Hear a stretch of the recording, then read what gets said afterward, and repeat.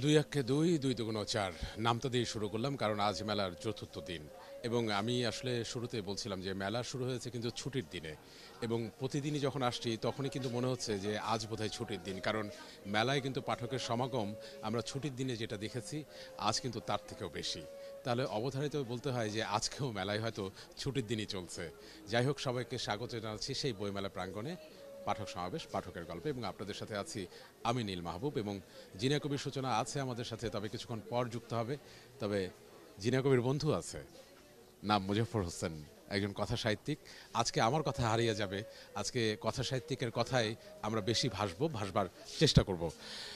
এই বইমেলায় প্রথম আপনার সাথে কথা হচ্ছে আজকে, কেমন আছেন?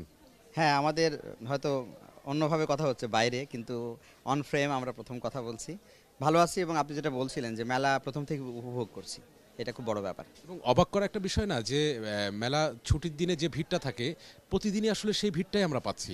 মানে আজকেও এসে মনে হয়েছে যে আজকে শুক্রবার না শনিবার, আপনার কি মনে হয়েছে? না, এটা খুব মানে আশাবাদী হচ্ছি, কারণ এই কারণে এবার মেলা নিয়ে যে শুরু থেকে আমরা ভাবছিলাম যে একটু পরে হয়তো মেলা জমে ওঠে, একটু পরে সব কিছু থাকে, কিন্তু আমি একেবারে ভেদাভেরি ফার্স্ট ডে, যদি আপনি যেটা বলছিলেন শুক্রবার ছিল, ঠিক আছে, তারপরে শনি রবি এবং আজকে তো একটা মঙ্গলবার ফুল ওয়ার্কিং ডে, তারপরও মেলায় যে পরিমাণ মানুষ আসছে, এবং সব ধরনের মানুষ, আমি বাচ্চাদেরও দেখছি সকালে, মানে আর্লি 3টার দিকে যখন মেলাটা ওপেন হয়। তো সব মিলে আমার মনে হচ্ছে যে এবার মেলা আমরা যদি থ্রু আউট দ্য মান্থ আমরা চিন্তা করি, আমার ভালো একটা বই মেলা আশা করি যে হবে। মানে এই যে মেলায় এত ভিড়, এটার কারণটা আসলে আপনি কিভাবে ব্যাখ্যা করবেন? কারণ আমার কাছে যেটা মনে হয়েছে সেটা হচ্ছে মানে 11টা মাস আমাদেরকে যান্ত্রিকতার ভিতরেই থাকতে হয়। মানে আমরা হাঁপ ছেড়ে কোনো জায়গায় যে হাঁপ ছাড়বো সেই জায়গাটা খুঁজতেও কিন্তু আমাদের হয়রান হতে হয়। কিন্তু এই যে বইমেলা, মানে 11 মাস পর আসে একটি মাসের জন্য, এবং এই জায়গায় আসলে না প্রাণ খুলে নিঃশ্বাস নেওয়া যায়। আপনার কি মনে হয়, মানে সেই কারণে কি ভিড়টা বেশি? না, এটা আপনি যেটা বললেন যথার্থ, কারণ আমাদের অন্যান্য স্পেস, আমাদের যদি বইমেলা চিন্তা করি যে অন্য একটা জায়গায় হচ্ছে, যে আতঙ্কে আমরা মাঝে মাঝে আতঙ্কিত হই, যে এই জায়গাটা কিন্তু একটা ঢাকার এমন একটা জায়গা যেখানে আসতে পারলে আমাদের ভিতর ভালো লাগে। ইতিহাস চেতনার একটা জায়গা আছে, এই সোহরাওয়ার্দী উদ্যান, ঢাকা ইউনিভার্সিটি, শহীদ মিনার, এবং এই পুরো জায়গাটা যদি চিন্তা করি, বাংলা একাডেমি, শিশু একাডেমি, শিল্পকলা একাডেমি, আপনি দেখেন একটা হাব। তো সেখানে আসাটা পরিবারের সবার উদ্দেশ্য থাকে বইমেলা। বই তো আমাদের 1 থেকে 2 দিনে কেনা হয়ে যায়। আমি অনেক পরিবারকে দেখছি হয়তো বই কিনছেন, পরে কিনবেন, কিন্তু প্রতিদিনই প্রায়ই আসছেন, একটাই উপলক্ষ যে জায়গাটা আসছেন, ভালো লাগছে, এবং এই ভালো লাগাটা কিন্তু একটা বড় উপলক্ষ বইমেলার। আমাদের কিন্তু ওই জায়গাটা বেশি গুরুত্ব দিই আমি সবসময়, যে বইমেলায় আসতে ভালো লাগে আমাদের, এবং এই ওর অন্য কোনো ব্যাখ্যা আসলে প্রয়োজন হয় না কিন্তু। এই যে সবাই বলে যে বইমেলায় মানুষ যায় শুধু ঘুরতে, বই কিনতে না। আসলে বইমেলা আমার বই কিনতেই হবে সেটা না কেন, বইমেলায় যে আমি আসছি এটাও তো আসলে ভীষণ রকম একটা আনন্দের বিষয়। আমাদের এই চিন্তা থেকে বের হতে হবে আসলেই, যে বইমেলার আসলে, এবং আমরা যে কিনছে না এই কথা আমি আমি সম্মত না, কারণ আপনি মাস শেষে দেখবেন একটা মোটা অঙ্কের যে আমরা হিসাব পাই, সেই কেনাবেচা কিন্তু এর মধ্য দিয়েই হচ্ছে, এবং এই পাঠক যারা আসছেন তারাই কিন্তু, ফলে এটাও তাদেরকে আমি আন্ডার এস্টিমেট করতে চাই না, যে যারা আসেন বই কেনে না।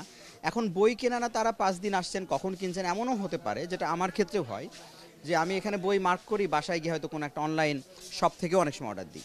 তো অনেক রকমভাবেই আমরা বই কিনি। আর একটা ব্যাপার থাকে যে এই বই কেনার ক্ষেত্রে আমি যেটা বলি, মেলায় আসলে যেমন বই কিনতে হবে এরকম না, আবার আমি পরিবারগুলোকে এভাবে বলি যে বই কিনলেই সে বই পড়তে হবে এরকম না, বইটাকে যেন আমাদের বাসার একটা একটা ফার্নিচারের মতো, আসবাবের মতো, ওইভাবে যদি আমরা চিন্তা করি যে বই থাকবে, আপনি ডেকোরেশনের দেখবেন যে আপনার হয়তো বসার রুমে অনেক রকমের ধরেন জিনিস থাকে, শোপিস থাকে। তো আমার মনে হয় বইটাকেও আমরা যদি একটা পরিবারের ওই রকম ভেবে নিই, যে আমার পরিবারে 100টা বই থাকবে সব রকম, এতে হয় কি যে বই একটা একটা গুড ফিল দেয় আপনার ভিতরে, এটা এক ধরনের অরা কিন্তু। তো বাচ্চারা থাকে, শিশুরা ওই বইগুলো দেখে। তো আমার মনে হয় পরিবারগুলোকে এভাবে ভাবা উচিত, যে আমরা বইটাকেও কেন মনে হয় না যে এটাও একটা গুরুত্বপূর্ণ শোপিস। আমি শোপিস শব্দটা ব্যবহার করলাম কোট আনকোট, যে বই শুধু পড়া না, বই কিন্তু দেখারও জিনিস। যেমন আগে একটা বিষয় ছিল যে গান শুধু শুনতাম আমরা, কিন্তু এই বর্তমান প্রেক্ষাপটে গান কিন্তু এখন শুধু শুনবার বিষয় না, গান কিন্তু এখন দেখবারও বিষয়। তো বইয়ের ব্যাপারটাও তাই। এবং আপনি, আমি যদি আপনার কাছে একটু জানতে চাই, সেটি হচ্ছে যে পাঠক এবং লেখক এই দুইজনার যোগসূত্র কিন্তু প্রকাশক। একজন লেখক তার মানে বই পাবলিশ করার জন্য কিন্তু প্রকাশকের কাছে যাচ্ছে, আবার একজন পাঠক কিন্তু সেই বইটা কেনার জন্য ওই প্রকাশকের প্রকাশনী হাউসে যাচ্ছে। তো অর্থাৎ তারা সংযোগ সূত্র হিসেবে কাজ করছে। তো এই যে প্রকাশক যারা যারা সংযোগ সূত্র হিসেবে কাজ করছে, তাদের কতটা সৃজনশীল হওয়া উচিত? কারণ বই প্রকাশ হচ্ছে, কিন্তু আমরা অনেক সময় বলছি যে মানে আসলে ভালো হচ্ছে না, গুণে আসলে ভালো হচ্ছে না। তো সেই জায়গায় একজন প্রকাশককে কতটা সৃজনশীল হওয়া জরুরি বা প্রয়োজন বলে আপনি মনে করেন?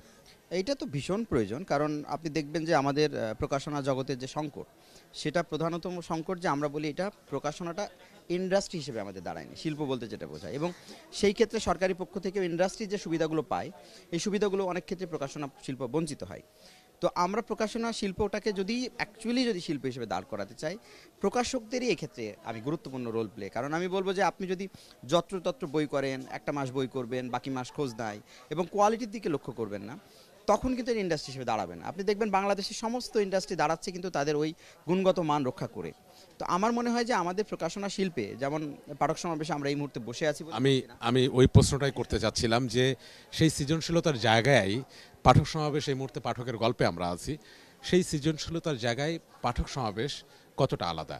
না, এইটা ওই জায়গায় যাচ্ছিলাম যে আমরা পাঠক সমাবেশে আসি বলে না, আসলেই বলতে হয় যে আমরা পাঠক হিসেবে যখন বাইরে থেকেও কথা বলি, যে পাঠক সমাবেশ সবসময় আমরা দেখেছি ওনারা বলেনও যে ওরা প্রচ্ছদ ছাপে না, ওরা বই ছাপি না, বিষয় ছাপি। বিষয় ছাপে। তো বিষয় আসলেই যে ছাপে তার প্রমাণ পাঠক সমাবেশ থেকে আমরা আরজ আলী মাতব্বর থেকে শুরু করে লালন, হাসন রাজা, আমি দেখবেন যে আমাদের একটা বড় অংশ, বিশেষ করে যে মননশীল সাহিত্যের যে চর্চা জায়গাটা, এটা কিন্তু পাঠক সমাবেশ, রবীন্দ্র রচনা বলে একটা গুরুত্বপূর্ণ ব্যাপার। এবং এখন যে ক্লাসিক সিরিজটা পাঠক সমাবেশ ধারাবাহিকভাবে প্রকাশ করে চলেছে আমাদের ক্লাসিক সাহিত্য, সেখানেও আমরা দেখব যে একটা যত্নের ছাপ এবং বইকে বই করে তোলা। বই তো ছাপাই যায় যে কোনোভাবেই, কিন্তু বইটা বই হচ্ছে কিনা সেই জায়গাটাতে চিন্তা করি, তাহলে আমি বলবো একটা নির্ভরশীলতার নাম, যে আমরা যে কোনো বই নির্ভুল মুদ্রণ থেকে শুরু করে যদি আমাদের গুণগত মান, আপনি তো বই তো অনেক দিন রেখে দেবেন একটা বাসায়, হয়তো আমার থার্ড জেনারেশনও হয়তো হতে পারে, আমি জানি না, যদি বইটা আমার সংগ্রহ তারা রেখে দেয় বা কোথাও না কোথাও তো থাকবে, কোনো না কোনো লাইব্রেরিতেও যদি বইগুলো চলে যায়, এই বইটা এতটা তারা অদূর মানে দূরের ব্যাপারটা দেখেন যে বইটা কিভাবে প্রিজার্ভ করা যায়। সব মিলে আমার মনে হয় পাঠক সমাবেশ এই জায়গাটাতে আসেন, এবং আমাদের প্রত্যাশার জায়গাটাও পাঠক সমাবেশের কাছে আরও বেশি থাকবে, যে পাঠক সমাবেশ যেটা করছেন এইটা রক্ষা করা, এবং সেই সঙ্গে অন্যান্য প্রকাশনা প্রতিষ্ঠান যারা আছে একটা প্রাতিষ্ঠানিকভাবে এবং সম্মিলিতভাবে যাতে প্রকাশনা শিল্পটাকে এইভাবে আমাদের একটা গুণগত মানের জায়গা থেকে, একটা প্রকাশনী বা দুটো প্রকাশনী, আমি আরও কয়েকটা প্রকাশনীর কথা বলতে পারি, তারাও ভালো, তো এক বা দুজন না, আমি মনে করি যে সমস্ত ইন্ডাস্ট্রিটা যাতে ভালো হয়, সেই জায়গাটাতে আমার মনে হয় আমাদের কাজ করার দরকার প্রকাশকদের।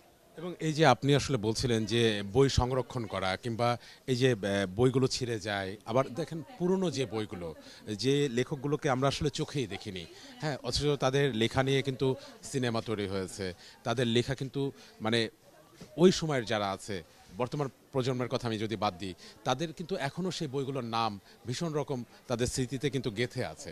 তো সেই জায়গায় এই যে পাঠক সমাবেশ এবার যে ক্লাসিক সিরিজ, তারা বলছে যে 100টি ক্লাসিক সিরিজ, অর্থাৎ পুরনো যে বইগুলো আছে 100টি বইয়ের ক্লাসিক একটা সিরিজ তারা বের করবে, এবং প্রতি বছর তারা 32টি করে বের করবে, এবং সেই কাজ কিন্তু শুরু হয়ে গেছে।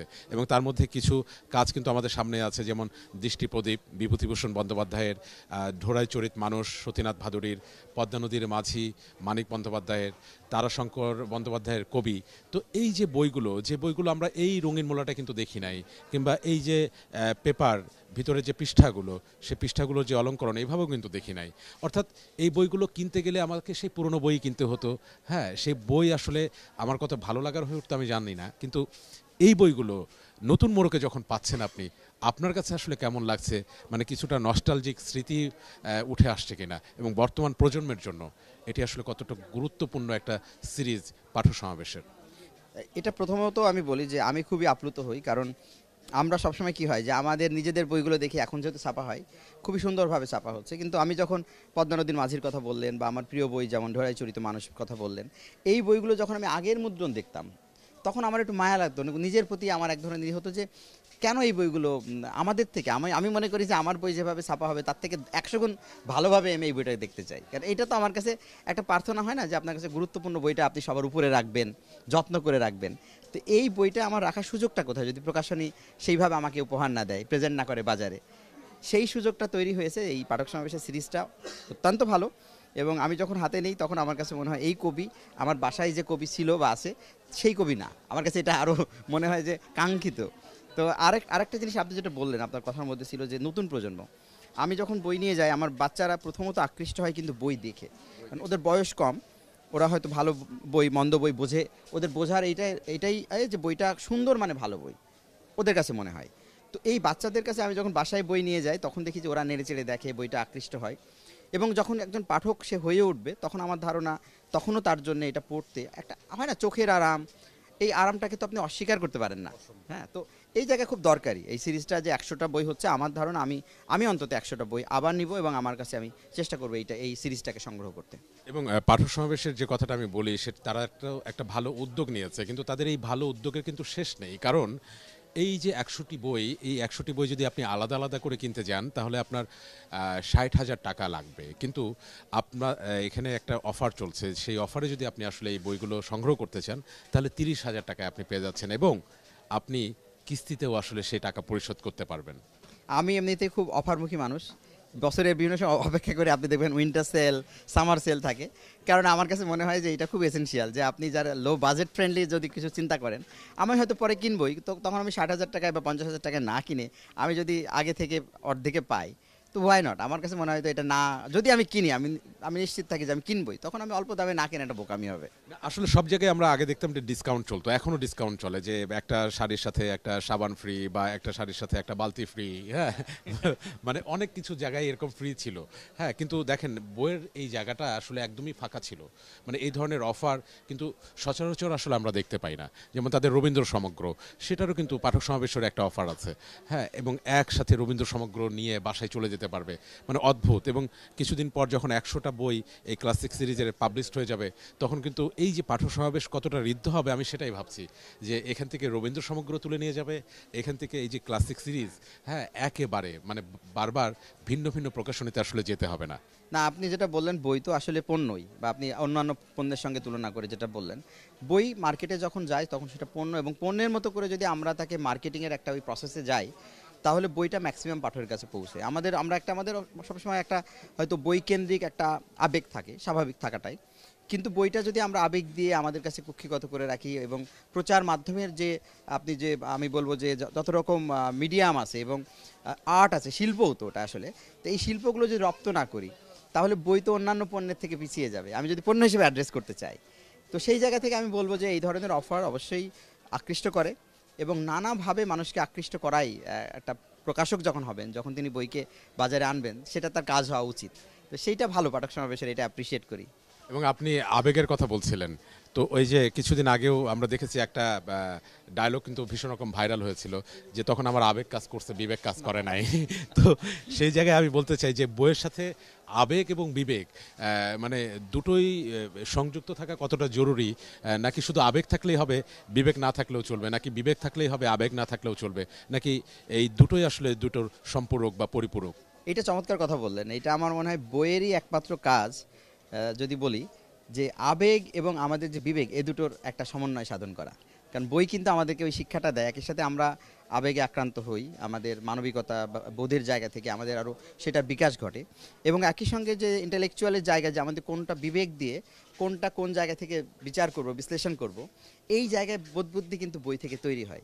তো আমার মনে হয় এই জায়গাটা যদি আমি আমার একটা মানুষ হিসেবে যে একটা মাত্রা জ্ঞান, আমার আবেগ এবং বিবেক দুটোই থাকতে হবে, একটা বিবর্জিত হলে কিন্তু আমি যে মানুষ আমরা দেখতে চাই সেই মানুষ কিন্তু হবে না।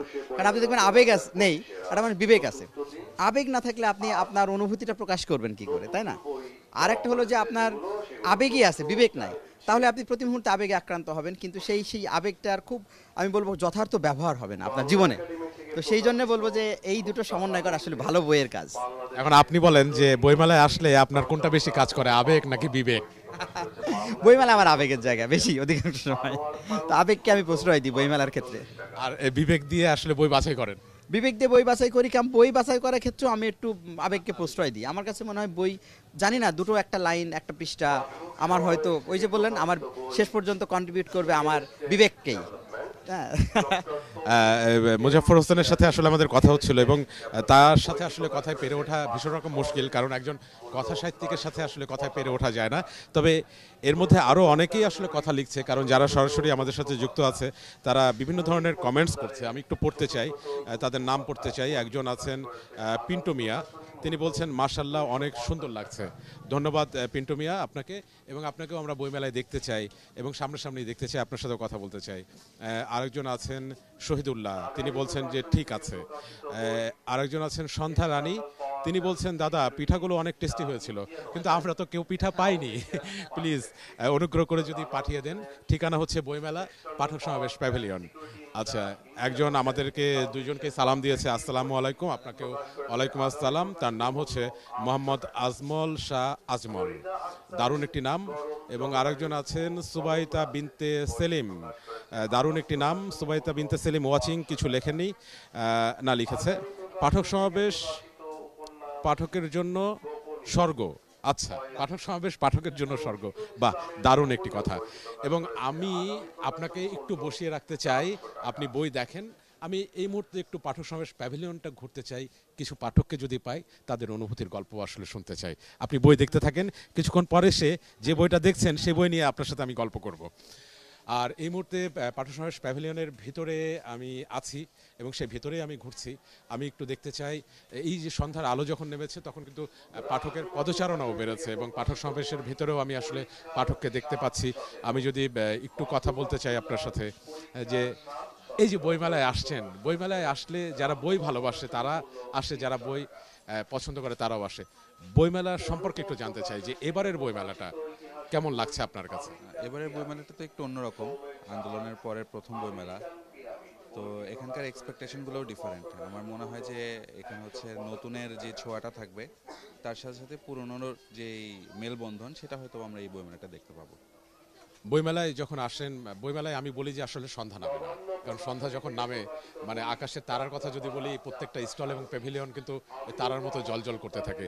এই যে পাঠক সমাবেশ প্যাভিলিয়ন, তাদের যে বইগুলো, মানে সেই বইগুলো কি আসলে কখনো কেনা হয়েছে, কিংবা বা পাঠক সমাবেশের বইগুলো সম্পর্কে আপনার মতামতটা কি?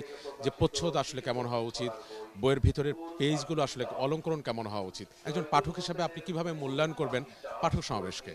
পাঠক সমাবেশের ব্যাপারটা সবসময় অন্যদের চেতে অনেকটাই নতুন এবং তাদের মধ্যে আধুনিকতার ছোঁয়াটা একটু বেশি, কেমন তো পাঠক সমাবেশ থেকে সবসময়ই আমরা বই কিনি, বিভিন্ন ধরনের, বিভিন্ন ঘরানার, বাংলা, ইংরেজি সব ধরনের বই এখানে পাওয়া যায়। তা মনে হয় হচ্ছে পাঠক সমাবেশে যদি পুরনো যে বইগুলো আছে সেগুলোর সংগ্রহ যদি আরও একটু বাড়ে, সেটা আমাদের মতো বই প্রেমীদের জন্য আর একটু আনন্দের বিষয় হবে আর কি। আপনার মনের এই কথাটা পাঠক সমাবেশ কিভাবে জেনে ফেলেছে সেটা তো আমি জানি না, কিন্তু আপনাকে আমি একটু বলতে চাই যে আগে যে বইগুলো পড়েছেন, এই যে অবরোধবাসিনী কিংবা পদ্মা নদীর মাঝি, কবি, হ্যাঁ, এই যে পুরনো যে বইগুলো, তারা বলছে যে এই বইগুলোর 100টি বই ক্লাসিক সিরিজ আকারে তারা প্রকাশ করবে এবং প্রতি বছর 32টি করে বই প্রকাশ করবে এবং মোট 100টি বই প্রকাশ করবে তারা। এটা একটা ক্লাসিক সিরিজ, এবং এই বইগুলো যদি আলাদা আলাদা করে কেনেন তাহলে আপনার 60,000 টাকা পড়বে।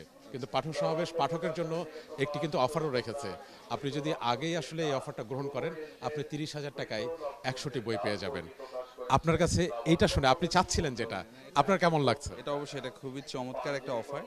আমার মনে হয় যে এই উদ্যোগটা যদি আরও অন্যান্য বই প্রকাশনীগুলো নেয়, সেটা সকল বই প্রেমীদের জন্যই আনন্দের হবে। এবং নিশ্চয়ই জানার পর আপনি অবশ্যই বইগুলো একটু নেড়েচেড়ে দেখবেন, কারণ নতুন মোড়কে অতীতের বইগুলো এই বর্তমান প্রেক্ষাপটে আপনার হাতে চলে আসছে। অবশ্যই অবশ্যই দেখবো, অবশ্যই। ধন্যবাদ। একজন পাঠকের সাথে কথা বলছিলাম এবং আমি খুবই অবাক হলাম যে পাঠকের যে চাওয়াটা, সেটা পাঠক সমাবেশ এবং বিজু ভাই, পাঠক সমাবেশের যে প্রকাশক, তিনি কিভাবে আগে বুঝলেন। আজকে অবশ্যই আয়োজন শেষে তার কাছে আমার এই প্রশ্নটা থাকবে, পাঠকের মনের গল্প তিনি কিভাবে আসলে বুঝতে পারেন, কিভাবে আসলে জানতে পারেন। এবার একটু আমি যারা এখানে আছেন তাদের সাথে একটু কথা বলতে চাই। সুবাইতা, আজকে বইমেলার 4 দিন, তো এই 4 দিনে তো অনেক পাঠকের সমাগম হয়েছে পাঠক সমাবেশ প্যাভিলিয়নে। কোন বইগুলোর প্রতি তাদের আকর্ষণ ছিল, বা কোন বইগুলো আসলে তাদের পছন্দের খেরো খাতায় ছিল? আসলে এবার তো আমরা অনেকগুলো বই নিয়ে এসেছি, উপন্যাস, গল্প, এসব পাঠকদের আরও বেশি ইন্টারেস্টিং ব্যাপার ছিল, তাই এইসব বইগুলো আরও বেশি সেল হয়েছে। এছাড়া নতুন বইগুলো যেমন আছে হিল ট্র্যাকস অফ বাংলাদেশ, তারপরে আরও যে নতুন ক্লাসিক বইগুলো আছে সেগুলো অনেক সেল হয়েছে। আমরা যে ক্লাসিক বইয়ের যে নতুন উদ্যোগটা নিয়েছি, পাঠকদের এটা অনেক ভালো লেগেছে, যার কারণে বেগম রোকেয়ার অবরোধবাসিনী এই বইটা তারা অনেক ইন্টারেস্টের সাথে কিনেছেন।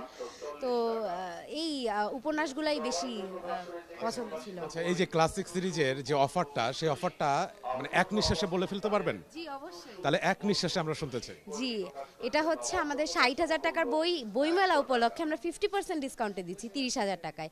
এছাড়া এটা আর কি এক বছরের প্রতি বছর 32টা কম বেশি বই বের হবে, 100টার বই, 100টা ক্লাসিক বই।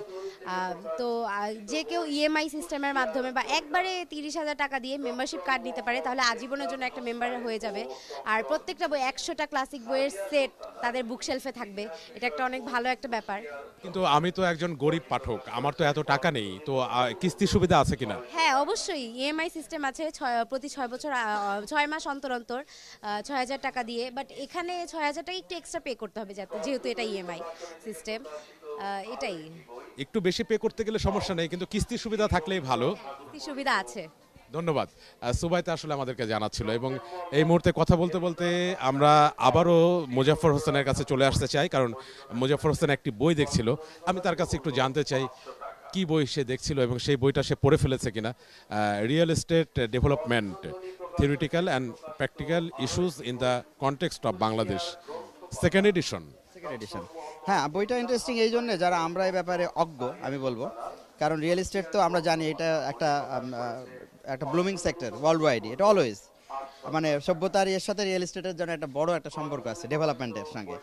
তো এই বইটি যেটা দেখলাম আমি, যে এটা থিওরিটিক্যাল অ্যান্ড প্র্যাকটিক্যাল দেখলেন, আমার মনে হয় যারা এই ফিল্ডে স্পেশালি কাজ করেন, আমাদের মতো মানুষ যারা আমরা এই ব্যাপারে অজ্ঞ তাদের জন্য তো বটেই, কারণ তারা জানতে পারবেন বাংলাদেশের পার্সপেক্টিভ থেকে, বিশেষ করে ঢাকা এবং আমাদের যে বিগ সিটিসগুলো আছে সেইগুলোর পার্সপেক্টিভ থেকে উনি সূচিপত্র দেখে যা বুঝলাম যে কি করে আমাদের ডেভেলপমেন্ট সেক্টরে রিয়েল এস্টেটটা ভূমিকা রেখেছে এবং এর স্কোপগুলো কোন কোন জায়গায়, এবং সুষ্ঠু নগরায়নের যে প্রক্রিয়া। কারণ আমরা জানি যিনি রাইটার দেখলাম তিনি একজন প্রখ্যাত, আপনি দেখেন যদি দেখি যে ডক্টর তৌফিক মোহাম্মদ সিরাজ হবেন ইঞ্জিনিয়ার এবং প্ল্যানার বাই প্রফেশন। ফলে এবং বুয়েট থেকে তিনি এই বিষয়েই এক্সপার্ট, যে ডিগ্রি তিনি অর্জন করেছেন, সর্বোচ্চ ডিগ্রি যেটা আমরা জানি। ফলে আমার মনে হয় যে একজন যথার্থ মানুষ এই বিষয়ে একটি বই লিখেছেন, এবং সেই বইয়ের ভিতরেও বিভিন্ন রকম চিত্র দিয়ে বা খুবই সুন্দর করে সাজিয়ে স্টেপ বাই স্টেপ, আমি হয়তো এই বিষয় নিয়ে বলার উপযুক্ত মানুষ না, কিন্তু আমার কাছে আগ্রহ উদ্দীপক মনে হয়েছে আমার মতো যারা আছে তাদের কাছেও। কিন্তু এটুকু অন্তত বুঝতে পেরেছি এই দিয়ে যে যারা স্বল্প জ্ঞানে, যে এটি আমাদের এই সেক্টরে যারা আছেন ডেফিনেটলি তারা হয়তো জানেন, আমার ধারণা, বা সেকেন্ড এডিশন দেখছি যে তাদের জন্য এই বইটি খুব কাজের বই। আমরা এখন আসলে যে নগরায়নটা দেখছি সেখানে আমরা দেখতে পাচ্ছি যে যত্রতত্রভাবে কিন্তু নগরায়ন হচ্ছে, যার ফলশ্রুতিতে এই যে ঢাকা শহরের যে যানজট, হ্যাঁ সেই যানজট কিন্তু এই ঢাকা শহরের কিন্তু চরমতম একটা ভোগান্তি, এবং যে ভোগান্তির কারণে কিন্তু আপনার কাজে ব্যাঘাত ঘটে, আপনার শ্রমে ব্যাঘাত ঘটে, এবং যেটার মূল্য কিন্তু এই বাংলাদেশকেই আসলে দিতে হয়। তো সেই জায়গায় রিয়েল এস্টেট ডেভেলপমেন্টটা আসলে এই যে থিওরিটিক্যাল এবং প্র্যাকটিক্যাল, মানে কনটেক্সট অফ বাংলাদেশ, এই বইটা আমার মনে হয় যে আসলে এই মুহূর্তে এই প্রেক্ষাপটে ভীষণ রকম জরুরি। এটা সবচেয়ে চমৎকার ব্যাপার দেখবেন, ইস্যুজ মানে আসলে প্রবলেমই এক ধরনের, যে প্র্যাকটিক্যালি কাজ করতে গেলে যে সরকারি এজেন্সি পক্ষ থেকে বা ল্যান্ড নানান রকম আমরা ডেভেলপমেন্টে গেজ করতে পারি যে কি প্রবলেম হতে পারে, হয়তো কাজ করেন তারা আরও বেশি অনেক সমস্যা পড়েন। উনি এই প্র্যাকটিক্যাল নলেজ থেকে, এবং একই সঙ্গে ওনার যেহেতু একাডেমিক নলেজ আছে, থিওরিটিক্যাল নলেজ আছে, এই জায়গা থেকে এই ব্যাখ্যাগুলোও দিচ্ছেন যারা কাজ করবেন, যারা নতুনভাবে রিয়েল এস্টেটে আসতে চান এই বিজনেসে, বা যারা আছেন এক্সিস্টিং, তাদের জন্য এটা আসলে একটা গুরুত্বপূর্ণ বই। আচ্ছা, একটু কি দেখবেন আপনার হাত ঘড়িতে কয়টা বাজে?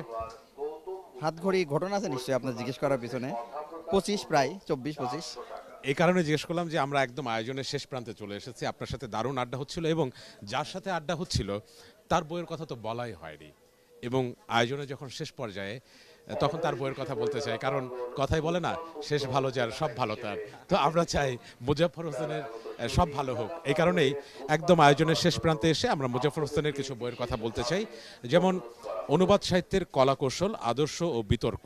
এবং এই বইটি নিয়ে আমরা আগেও কথা বলেছি যে অনুবাদ সাহিত্যের বাংলাদেশের প্রেক্ষাপটে আসলে সেইভাবে কিন্তু এগোয়নি, কিংবা এখন এগোচ্ছে, এবং সেই অনুবাদ আসলে সবাই করতে পারে না, কিছু তার কলা এবং কৌশল আসলে থাকতেই হয়।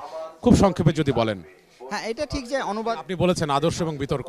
হ্যাঁ অনুবাদ নিয়ে মানে আমাদের এখানে চর্চাটা কম, আমরা অনুবাদ করি, কিন্তু আমার মনে হয় এটা একাডেমিকভাবে এটা চর্চা হলে ভালো হয়, কারণ এটা একটা টেকনিক্যাল নলেজও, একই সঙ্গে যে শিল্পের যে জ্ঞান সেটা তো লাগবেই, ভাষাগত জ্ঞান, তো করণ কৌশলেরও একটা জ্ঞান থাকে। সেই জন্য এই বইটা আমার মনে হয় যে আমাদের যারা একটু পড়াশোনা করতে চায় তাদের জন্য কাজে লাগবে। এবং মাঝে মাঝে আমার মনে হয় যে তিনি হয়তো একজন দেবদূত, কিন্তু একজন দেবদূত কিভাবে আদি পাপের পরের পাপ, মানে দেবদূত যারা তারাই কি আসলে মানে সমস্ত পাপ সম্পর্কে জেনে ফেলে? এই যে বইয়ের নাম দিলেন আদি পাপের পরের পাপ, কেন? না, পাপ বিষয়টা কিন্তু আমাদের দেখবেন সবচেয়ে আগ্রহের বিষয়। আমরা নিষিদ্ধ, আমরা পাপ করতে চাই না, কিন্তু পাপ কিন্তু আমাদের মধ্যে দেখবেন নানানভাবে কাজ করে। তো আমার কাছে মনে হচ্ছিল যে আদি পাপ তো আমরা জানি, এরপর তো মানুষ পৃথিবীতে প্রতিনিয়ত পাপ করেই চলেছে, আদি পাপের পরের পাপটা আসলে কোনটা হতে পারে মানুষের জন্য।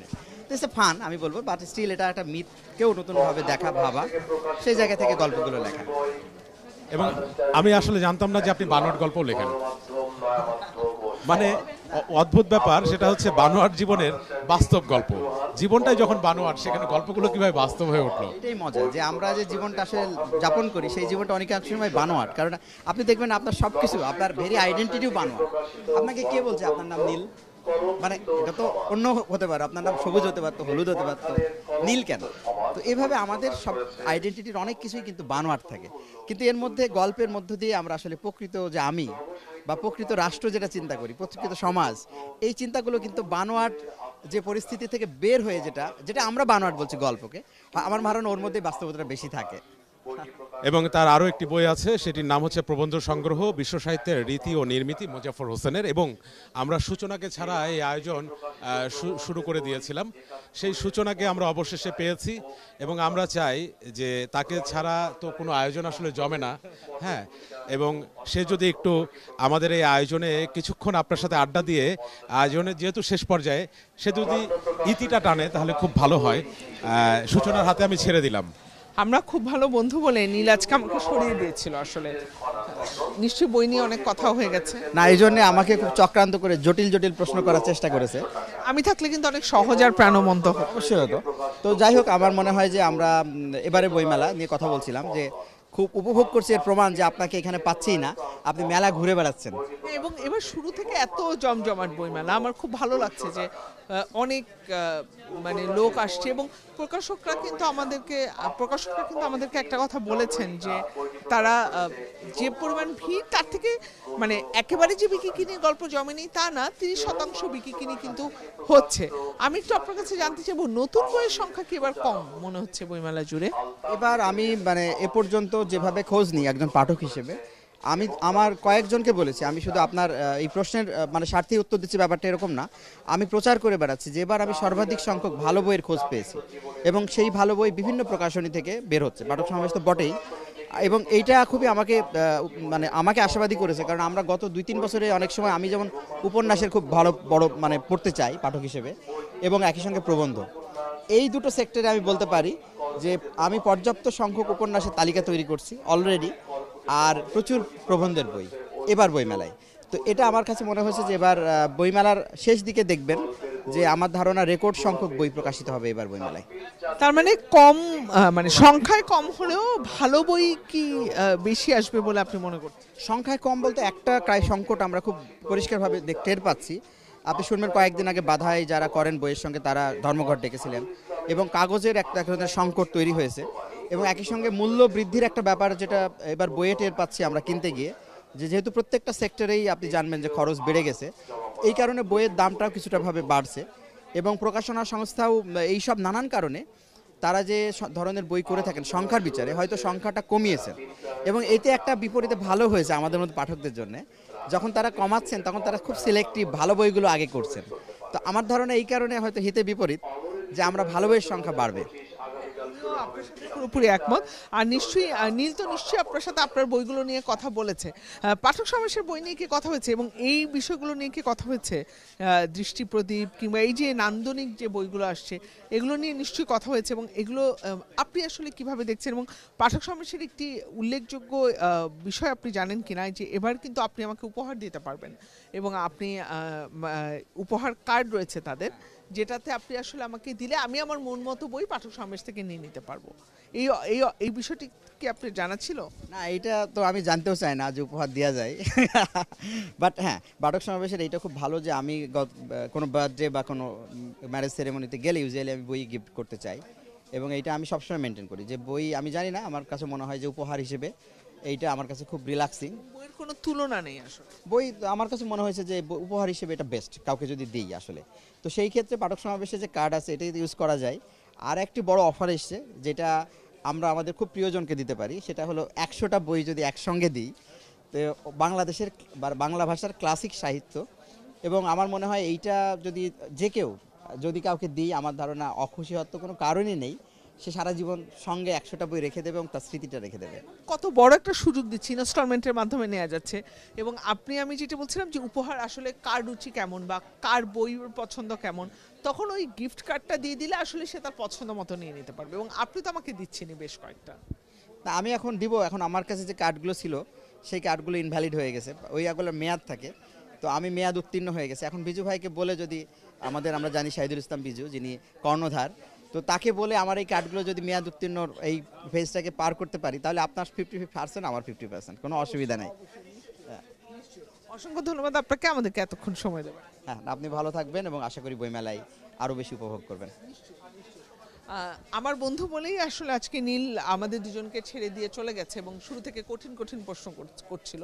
এ কারণে আমি সহজ করে আরও দারুণ করে আড্ডাটা জমিয়ে নিলাম একদম শেষ সময়। এবং নিশ্চয়ই আপনারাও আমাদের পাঠক সমাবেশ পাঠকের গল্পে নিশ্চয়ই আপনারাও ছিলেন আমাদের সাথে, থাকবেন আমাদের সাথে পুরো মেলা জুড়ে, এমনটা প্রত্যাশা রেখে আজকের মতো বিদায় নিচ্ছি।